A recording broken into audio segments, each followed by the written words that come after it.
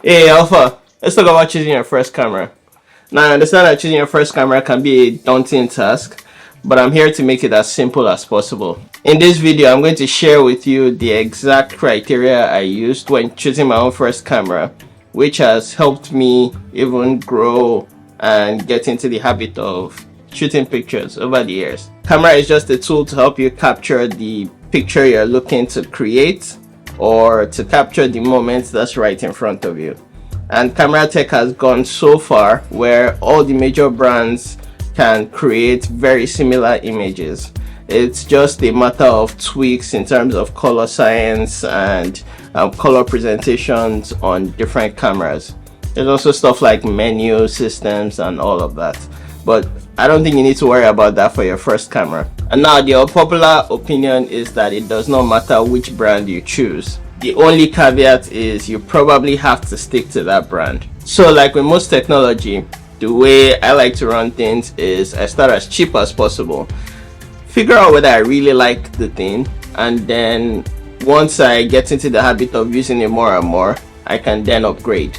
This is a clean way to start where you don't spend too much money right off the bat, and you can get into more of the habit of using the tool than just acquiring the gear, which photographers know that can be a big problem.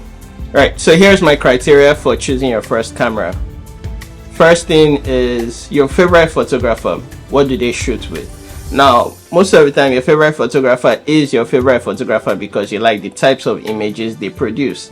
Now, once you see the types of images they produce, if you have maybe 3 or 4 favorite photographers, look at their post on whether it's Instagram. A lot of people tag what cameras they are shooting with, whether it's in the hashtags or actually tagging those accounts. That can be a clear indicator of what type of brand they use and what brand might make sense for you. In my case, that was the Sony, so I decided I wanted to get a Sony camera. Now next up is to get a cheap camera. Now the only criteria for this camera is it has to be an interchangeable lens, right? Now for this, eBay comes in clutch. That was where I bought my first camera, and I got it for I think around $200. This is 2017. It was the Sony NEX F3, and it was an interchangeable lens. As a matter of fact, it's right here somewhere. There we go. So this is the Sony NEX F3. The first camera I ever had. Also pretty cool because it flips out, the screen flips out 180 degrees, so you can also get selfie mode. So there you have it. 1, who's your favorite photographer? What do they shoot with? 2, where can you find a cheap option to get the camera? Because the goal is to get into the habit of actually taking pictures and not just buying gear. And 3, make sure it has an interchangeable lens.